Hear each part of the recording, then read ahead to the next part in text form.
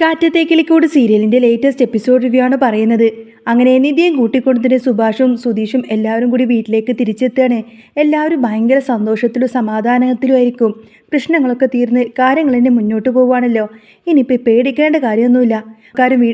മാത്രമല്ല തൻ്റെ സ്വന്തം വീട്ടുകാർ ചെയ്ത ചതി എത്ര വലുതാണ് എന്ന് നിധിക്കിപ്പോൾ ഏകദേശം ബോധ്യപ്പെടുകയും ചെയ്തു. പിറ്റേ ദിവസം ഹരീഷ് വർക്ക്ഷോപ്പിലേക്ക് ചെല്ലുമ്പോൾ അവിടെ ചന്തു ഉണ്ടായിരുന്നു. എങ്ങനെയുണ്ട് ഹരീഷേട്ടാ, വീട്ടിലെ വിശേഷങ്ങൾ ഒക്കെ സെറ്റായോ എന്ന് ചോദിച്ചു. കുഴപ്പമൊന്നുമില്ലടാ, സുധീഷിനെ കണ്ടു കിട്ടിയതോടുകൂടി തന്നെ ഞങ്ങൾക്ക് എല്ലാവർക്കും സമാധാനമായി എന്നൊക്കെ ഹരീഷ് മറുപടി പറഞ്ഞു. ആ സമയത്താണ് നീതു അങ്ങോട്ടേക്ക് വരുന്നത്. എന്നിട്ട് ഹരീഷുമായിട്ട് നല്ല വഴക്കായിരിക്കും. സുധീഷിനെ അന്വേഷിച്ച് നടന്ന ആ ഒരു തിരക്കിൽ നീതു കുറേ വട്ടം വിളിച്ചിട്ടുണ്ടായിരുന്നു ഹരീഷിനെ.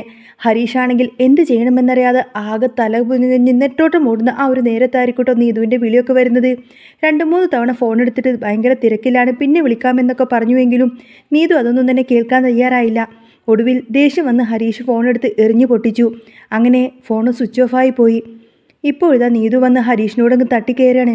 എനിക്കറിയാം, ഒരാഴ്ച കൊണ്ട് നിനക്കെന്നെ മടുത്തു തുടങ്ങിയല്ലേ. അന്ന് എന്തൊരു വിളിയും കാര്യങ്ങളൊക്കെ ആയിരുന്നു. ഇപ്പോൾ നിനക്കെന്നെ കണ്ണെടുത്താൽ കണ്ടൂടാ, നിനക്കിപ്പോൾ എന്നെ വേണ്ടാലോ എന്നൊക്കെ പറഞ്ഞ് കുറേ അധികം ചീത്ത പറയുന്നുണ്ട് നീതു. ഇതൊക്കെ കേട്ടിട്ട് ഹരീഷിന് നല്ല ദേഷ്യം വന്നു. ഓ, ഒന്ന് പോകുന്നുണ്ടോ പെണ്ണെ? മനുഷ്യൻ ഇവിടെ സമാധാനമില്ലാതെ ഉരുകി നടക്കുമ്പോഴാണ് അവളുടെ ഒരു ഫോൺ വിളി. എൻ്റെ മനസ്സെന്താണെന്ന് മനസ്സിലാക്കാൻ നിനക്ക് പറ്റില്ലല്ലോ. അതാണ് നിൻ്റെ ഏറ്റവും വലിയ കുഴപ്പം. ഇങ്ങനെയാണെങ്കിൽ നീ എന്നോട് മിണ്ടാവരണ്ട, ഇങ്ങോട്ടെങ്കിലും ഒന്ന് പൊയ്ക്കോ എന്നൊക്കെ പറഞ്ഞ് ഹരീഷ് തിരിച്ചും പറഞ്ഞു. കാരണം ഹരീഷിന് താങ്ങാവുന്നതിലും അപ്പുറമായിരുന്നു അത്. ഒരാപത്ത് വരുമ്പോൾ അത് എന്താണെന്ന് പോലും തിരക്കാതെ വെറുതെ കിടന്ന് ബഹളം വെച്ച ആർക്കായാലും ദേഷ്യം വരില്ലേ. ഒടുവിൽ നീതു അവിടെ നിന്നും പോയി കഴിഞ്ഞപ്പോൾ ചന്തു ആകെ ടെൻഷനിലാണ്. എന്തിനാ ഹരീഷേട്ടാ ഇങ്ങനെയൊക്കെ പറഞ്ഞത്? സത്യം എന്താണെന്ന് അവളോട് തുറന്നു പറഞ്ഞാൽ പോരായിരുന്നോ എന്ന് ചന്തു ചോദിച്ചു. അത് കേട്ടപ്പോൾ ഹരീഷ് പറയുന്നുണ്ട്, എനിക്ക് എന്ത് പറയണമെന്ന് പോലും അറിയില്ലായിരുന്നു. ആകെപ്പാടെ സമനില തെറ്റിയൊരവസ്ഥയായിരുന്നു ഞാൻ. അവൾക്ക് എന്നെ ഒന്ന് മനസ്സിലാക്കാൻ പോലും പറ്റിയില്ലല്ലോ എന്നാണ് എൻ്റെ വിഷമം. സാരമില്ല, അതൊക്കെ പോട്ടെ എന്ന് ചന്തു സമാധാനിപ്പിച്ചു.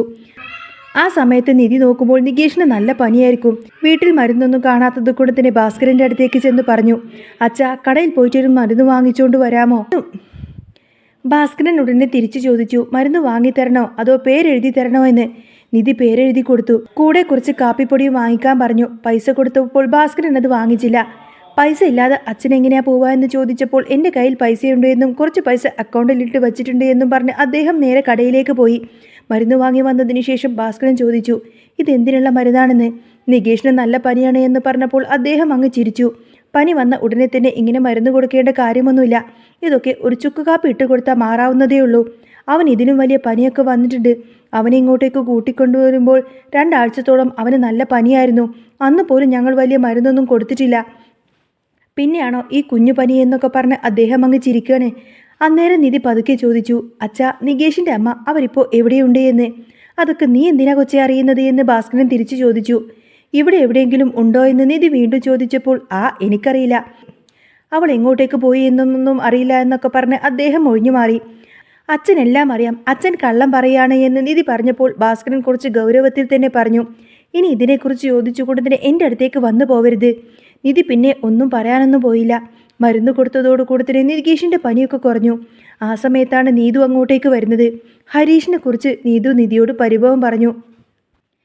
ഞാൻ കടയിൽ ചെന്നിട്ട് പോലും അവൻ എന്നെ ഒന്നും മൈൻഡ് പോലും ചെയ്തില്ല. അവൻ എന്നോട് വലിയ ദേഷ്യമാണ്. കഴിഞ്ഞ ഒരാഴ്ച നല്ല സ്നേഹത്തിലായിരുന്നു. ഇപ്പോൾ എന്താണെന്നറിയില്ല. നീതു സങ്കടപ്പെട്ടു. സാരമില്ല, പോട്ടെ എന്ന് പറഞ്ഞ് നിധി ചോദിച്ചു, നീ ഇവിടുത്തെ കാര്യങ്ങൾ വല്ലതും അറിഞ്ഞോ എന്ന്. ഇല്ല എന്ന് പറഞ്ഞപ്പോൾ നികേഷ് ഇടയിൽ കയറി നിന്നു.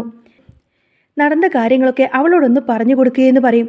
നിധി സുധീഷിനെ കാണാതായതും തൻ്റെ വീട്ടുകാർ ചെയ്ത ചതിയുമെല്ലാം തന്നെ നീതുവിനോട് പറഞ്ഞു. അതെല്ലാം കേട്ടതോടുകൂടി തന്നെ നീതു ആകെ ഞെട്ടിപ്പോയി. അയ്യോ, ഇങ്ങനെയൊക്കെ ഉണ്ടായോ? ഞാനൊന്നും അറിഞ്ഞില്ലല്ലോ. ദൈവമേ, ഇതൊന്നും അറിയാതെ ഞാൻ വെറുതെ ഹരീഷിനെ തെറ്റിദ്ധരിച്ചല്ലോ എന്നൊക്കെ പറഞ്ഞ് നീതു ആകെ വിഷമിച്ചു. അവൻ എന്നോടൊരു വാക്കെങ്കിലും പറയാമായിരുന്നില്ലേ. ഇപ്പോൾ എനിക്കൊരു സമാധാനമായി. അവൻ എന്നോട് ദേഷ്യം കൊണ്ടല്ല അങ്ങനെയൊന്നും പെരുമാറിയതെന്ന് മനസ്സിലായില്ലേ എന്ന് നീതു പറഞ്ഞു. അപ്പോൾ നിധി പറയുന്നുണ്ട്, അവൻ്റെ മനസ്സറിഞ്ഞു വേണം ഇനി മുതൽ പെരുമാറാനേ. അവനൊരു പാവമാണ്. പെണ്ണുങ്ങളോടധികം സംസാരിക്കാനൊന്നും അവനറിയില്ല. ഞാൻ ഇവിടെ വന്ന കാലത്ത് അവന് വലിയ മാറ്റമായിരുന്നു. ഇപ്പോഴാണ് കുറച്ചൊക്കെ ഒന്ന് ഉഷാറായത്. അന്ന് വൈകുന്നേരം സുധീഷ് ഹരീഷിനെ വിളിച്ചിട്ട് പറഞ്ഞു, എടാ, ഞാനൊരു ഓട്ടം പോവാണ്, വരാൻ കുറച്ച് വൈകും. സുഭാഷേട്ടനോടൊന്ന് പറയണേ. വീട്ടിലുള്ളവർ ടെൻഷൻ അടിക്കണ്ടല്ലോ എന്ന് കരുതി. സന്ധ്യ കഴിഞ്ഞപ്പോൾ സുഭാഷ് അടുക്കളയിൽ കയറിയിട്ട് അത്താഴത്തിൻ്റെ കാര്യങ്ങളൊക്കെ നോക്കുകയാണ്. നിധി ഇടയ്ക്ക് പുറത്തേക്ക് നോക്കുന്നുണ്ട്. സുധീഷ് ഇതുവരെ വന്നില്ലല്ലോ എന്നൊക്കെ ഓർത്തുകൊണ്ട് ആകെ ടെൻഷനാണ്.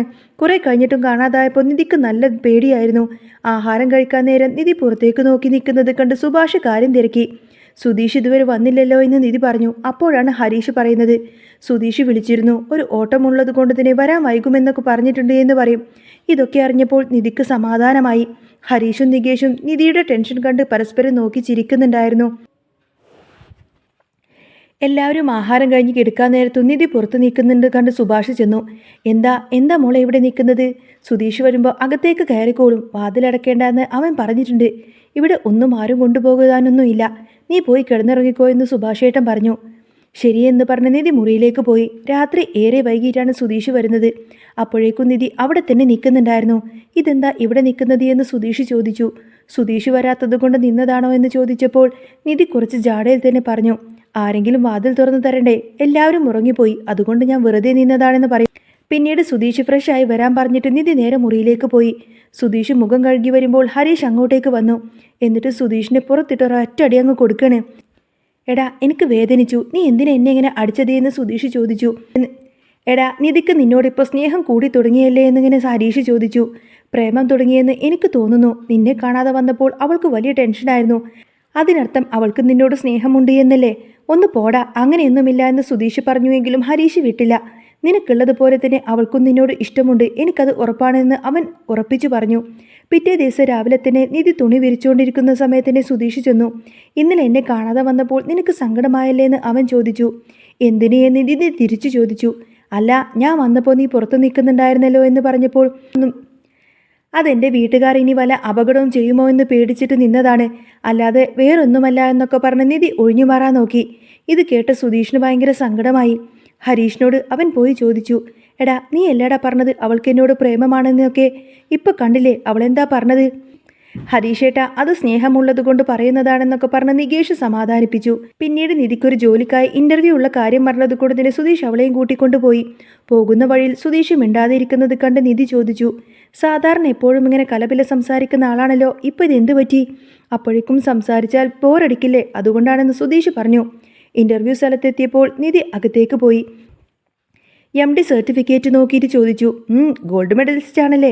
അതെ എന്ന് മറുപടി പറഞ്ഞപ്പോൾ അദ്ദേഹം പറഞ്ഞു, ഞങ്ങളും ഫ്രഷായി തുടങ്ങിയ കമ്പനിയാണ്, നിങ്ങളും ഫ്രഷാണ്, അതുകൊണ്ട് കൂടുതൽ ചോദ്യങ്ങളുടെ ആവശ്യമൊന്നുമില്ല. നിങ്ങൾ ഈ ജോലിക്ക് എടുത്തിരിക്കുന്നു. ആദ്യമായി ജോലി കിട്ടിയ സന്തോഷത്തിൽ നിധി തുള്ളിച്ചാടി സന്തോഷിക്കാൻ തുടങ്ങി. പുറത്തിറങ്ങിയപ്പോൾ സുധീഷ് കാറിൽ നിന്ന് ഉറങ്ങുന്നതായിരുന്നു.